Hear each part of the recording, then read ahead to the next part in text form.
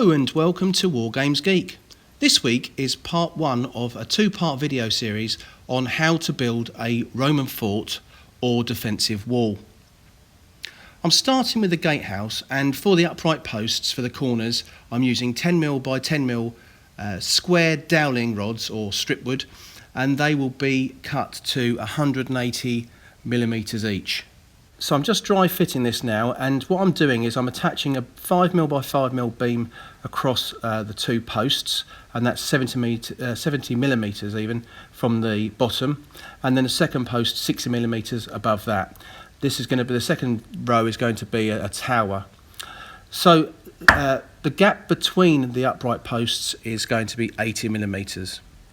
Now this doesn't need to be perfect, but we do want to get it fairly accurate. The idea behind this is that I want it to sort of have a bit of a rustic feel, that it looks like it's just been sort of rushed to get it up before the enemy come across the battlefield. So you know, just a sort of rusticy look.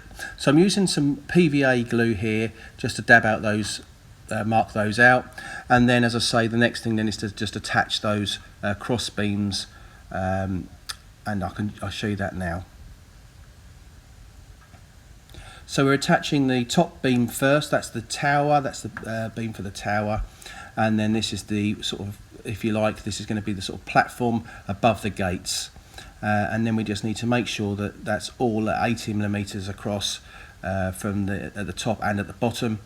And then once that's glued and dried, that will look like this. And then what we need to do is just repeat the process and make another one of these exactly the same.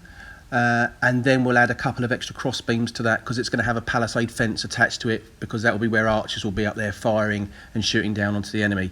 So let's have a look at that now. So we've made the two, and that is the front is the one on the right, and the back of the gatehouse is the one on the left.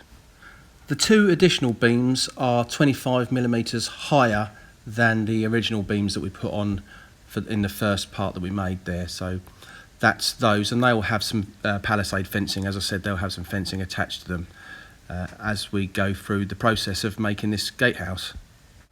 And I've now cut 4 more 5mm by 5mm square dowling rods, and these are 70mm in length each, and those will be the bits that connect the two sections of the gatehouse together. And as you can see there, sort of halfway up, that's it there, and then the other side.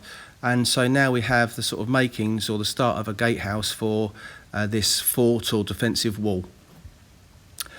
Just having a look from this is the front side, and you can see the extra beams going across horizontally, and I say they will have the palisade fencing on it. Before we do that, the next stage then is to get ourselves a big bag full of coffee stirrers, and those are going to be used to make the planks or the boards that the Roman soldiers will stand on.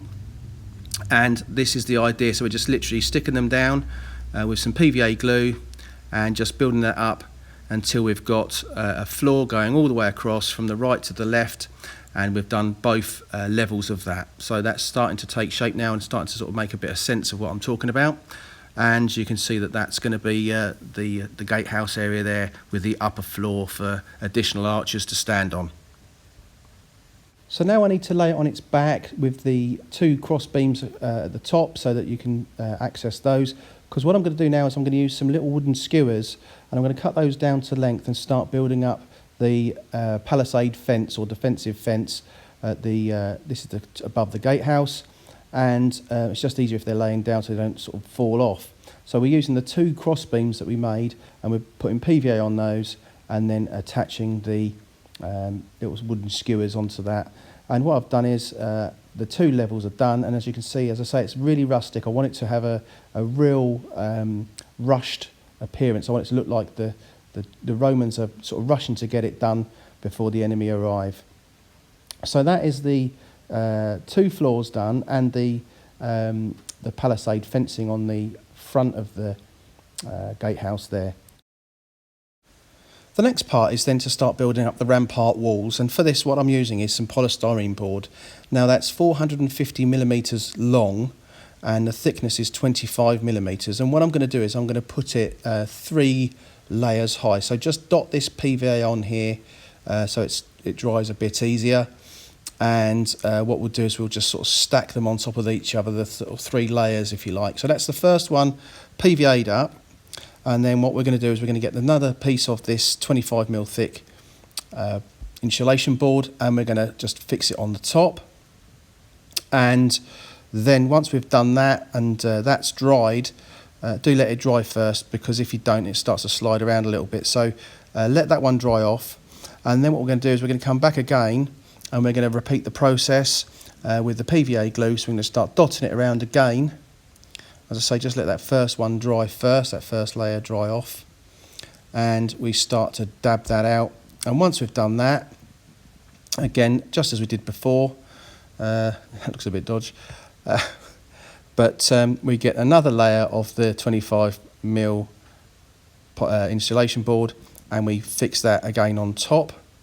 And now what I forgot to mention is between the 2 layers is just add a little bit of weight to that, just to make sure it really does sort of join well and doesn't bow or bend.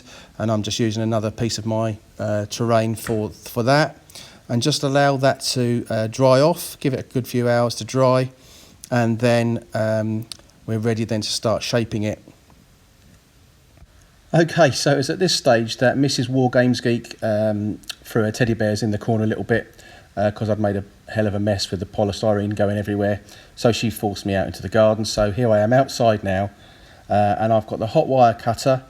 And what I'm going to do is I'm going to shape this so that it's like a sort of a raised wall that the Romans would have dug out for a defence for whilst they're in this fort, or as I say, defensive wall.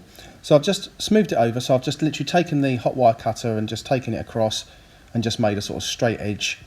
And then the next stage is what we're going to do is we're going to now put an angle into that, and we're going to make that look like the sort of front of a raised mound of earth. So let's have a look at that and how I'm going to do that.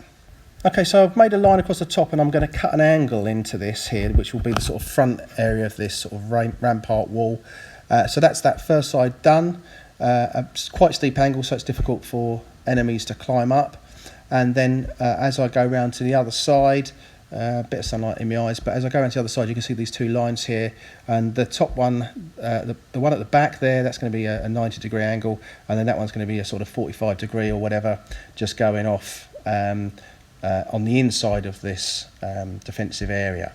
So we need to build 2 of these, one for either side of the gatehouse, and let's have a look at what that looks like when they're both done.